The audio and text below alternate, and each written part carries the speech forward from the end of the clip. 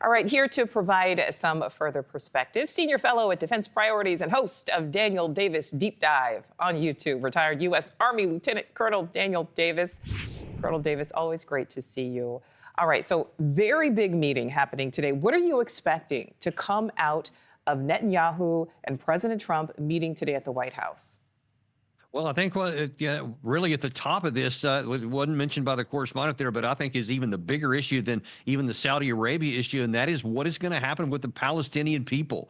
Trump made a lot of noise and stirred up a lot of controversy about a week or so ago when he said that he wanted to help maybe clear out all the Palestinians and send them to Egypt or to Jordan, and that raised the ire of quite a number of people and made people very happy. But it's unclear how any of that is going to be accomplished because Egypt and Jordan have been very clear and adamant that they're not going to, in their view, facilitate ethnic cleansing of the area and help Israel out to get rid of those people. But if you don't do that, you can't even get to the point to where Saudi Arabia is saying there has to be a statehood for the Palestinian people if there's still unclear what's going to happen to that population. And my guess is that Netanyahu wants to press Trump harder on that to say, hey, yeah, about what you said, how about let's make that happen? And I'm sure Trump's got plenty of advisors on the other side saying, yeah, we need to back off from that because that's not going to be a really a winning position. I don't think you can actually do it.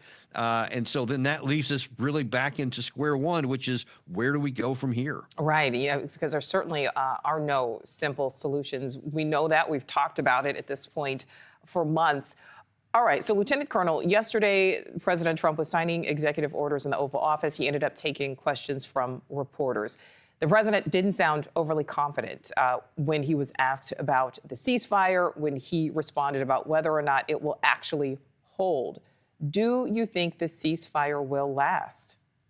I certainly hope it does. I mean, gosh, that's what you and I have been talking about, like you said, for months, because the Palestinian people have been the biggest bill payers for all of this unwillingness or inability to reach a settlement. But I mean, when you have the Hamas has clearly weathered this incredible onslaught of firepower for better part of 16 months now, and they were basically had a parade when they released a lot of these hostages already. It seems pretty unlikely to me that they're just going to be willing to go in quietly off into the sunset and not be part of whatever governs Gaza after that. Because they've been so resilient, their improvement in opinion among the Palestinian people has raised, even though higher than it was at the beginning of this war. And yet Netanyahu has categorically said they're not going to be involved there in the Palestinian areas. And you have people on his government say they still want to, after the hostages are released, go back to bombing them and killing them all. So there's some really big issues that are incompatible with each other. And that's why this is going to be a much harder meeting, I think, than some people think for Trump. It certainly will be a much harder meeting. If this ceasefire does not hold, what do you think the future holds there? Well, then, gosh, it's just the worst of all outcomes because President Trump apparently has a $1 billion aid package he wants to get through, which is going to continue to provide lots of ammunition and weapons, which Israel would have to have if it's going to go back to war. And look, it would set back the Abraham Accords issue. It would keep the Middle East riled up and continue to have the risk of possible escalation of the war. So all those things are bad for Trump. So I think at some point he's going to have to make a decision, even himself, what's more important to keep the Israeli government happy. And a lot of his supporters, of course, Trump supporters are very much wanting that direction. But he also has competing priorities. And by keeping the one constituency happy, he may be causing problems elsewhere with his region. And he's going to have to make some hard decisions, meaning somebody's going to be unhappy, but he's going to have to do whatever he thinks right. And it remains to be seen which direction he goes. Yeah, you bring up such a great point there. I mean, somebody is going to have to be unhappy. Lieutenant Colonel, do you believe there is truly a way to stop Hamas from being in control in Gaza? And I ask that based on what we've seen after months of fighting.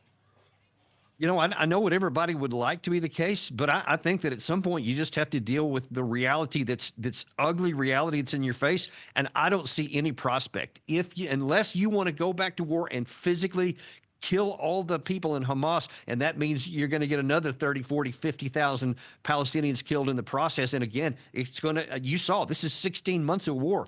There's no reason to anybody should think that that's going to be solved in another short period of time if they go down that path. And then you're going to have all kinds of competing second, third order negative effects for Israel if they try to go down that path.